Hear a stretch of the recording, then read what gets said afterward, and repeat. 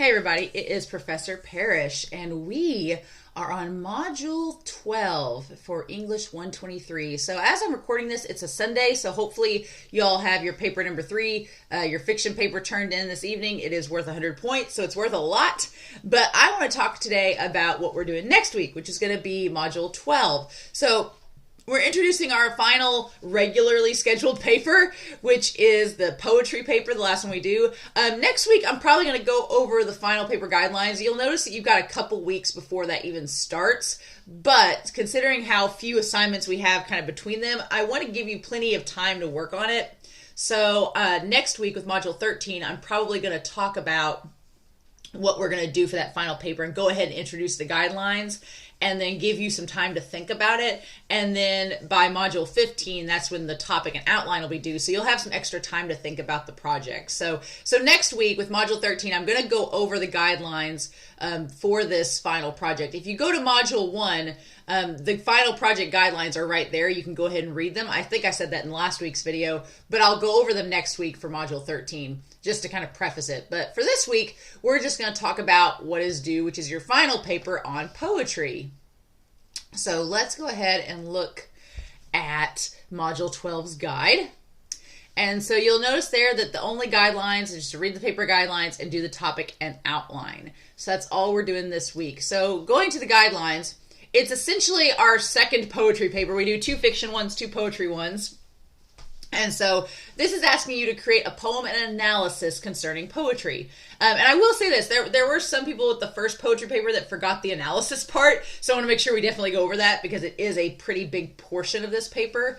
So your poem, before we get to the analysis, your poem should include the following. It should have a distinct style or genre. It should be haiku, open form, sonnet, etc., open form, free form, however you want to do it. It should include imagery or descriptive details, a sense of theme or purpose, and it should be at least half a page or at least 3 distinct stanzas in length. 3 distinct verses. It should at least have 3 of those or be half a page in length. If you're doing a haiku, I would do 3 haikus. If you're going to do that, because haikus and flash poetry are really short, or vignettes are short. So if you're going to do a vignette or a haiku, do 3 of them. If you're going to do a regular poem, unless it's a sonnet that has a distinct, 14-line structure, then do, at least 3 verses, 3 stanzas. Along with the poem, you should do a short analysis explaining the choices you made with this poem, and it should be formatted following the details below. So you're not only constructing this poem or little sets of poems if you choose haiku or vignettes, but you're explaining your decision making, you're explaining why you chose to do the certain form that you did, why you chose a certain imagery and details, what was your decision making process, how does this poem work in comparison to other poems of that same nature. Like you're just basically justifying why you created this paper the way that you did. You're self-critiquing yourself essentially, which sounds easy, but it can be actually hard. Most of you probably know that from the first poetry paper. But your analysis itself should be at least 2 pages long. So you're going to have 1 page of poems and then 2 pages of analysis. So 3 altogether, at least. Now your analysis can be longer than 2 pages, but it has to be at least 2 full pages. Not just 1 page and I started the second one, but 2 full pages. It should be 12-point font, double spaced. Please avoid hard to read or large and bold font. No Arial bold. And then margins should be 1 inch, which if you open up a Word document, the margins are usually already set at 1 inch, so you're fine.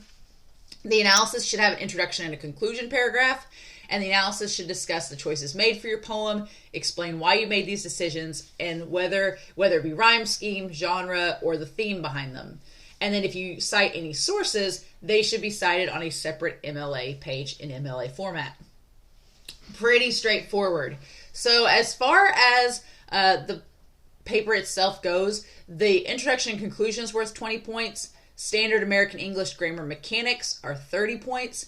The formatting and page length is 10 points. The poem itself is 20 points because as long as you show some creativity and effort, you're going to get those 20 points. And then the analysis itself is 20 points. So your content is about roughly half of the paper.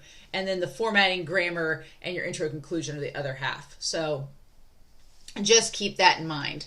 All right.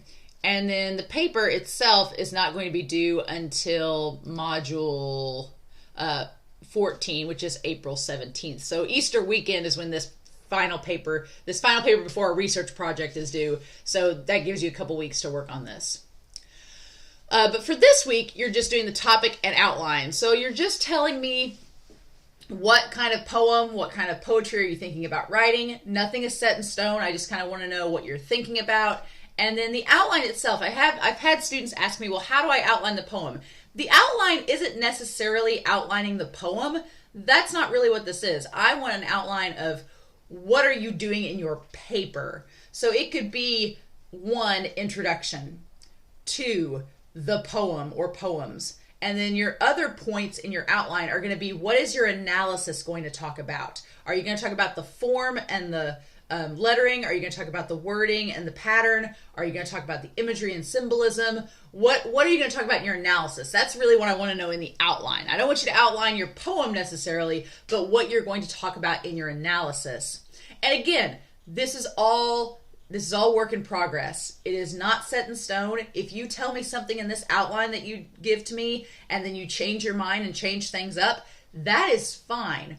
My thing is, I just want to know that you have a starting point, that you have a plan in place. And if the plan changes, that's okay. But you're not, like I said in week 1, I don't want you to be that 2 a.m. paper writer that's like, oh, I got to write a poetry paper. It's 2 a.m. and it's due tomorrow. I'll just do it now. I want you to at least have a starting point and have a foundation in mind that you can alter later if need be.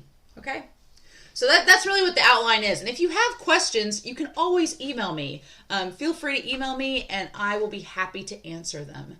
But that's what's going to be due. It's going to be due April 3rd, your outline and your topic, and it's going to be 30 points. So yeah, that's going to be, we're going to round out the next modules 13 through 15. Modules 12 through 14 are going to be our poetry paper, our last regular paper. And then starting with module 15, we're going to have 15, 16, 17, and finals week to work on the final project. So about 3 weeks, 3.5 weeks to work on it. But I'll talk about it next week to go ahead and preface it so you've got a little extra time to think about it before the topic and outline is due for it. All right. As always, if you have any questions, please let me know. But so far, everybody's doing fine in the class. Just make sure you get that paper number 3 turned in this evening, and then you will get a chance to revise that 3rd paper, even if it's not complete. So just make sure you've got that submitted. But in the meantime, I hope you all have a wonderful week. Please stay safe, take care, and yeah, I'll talk to you all again soon about Module 13.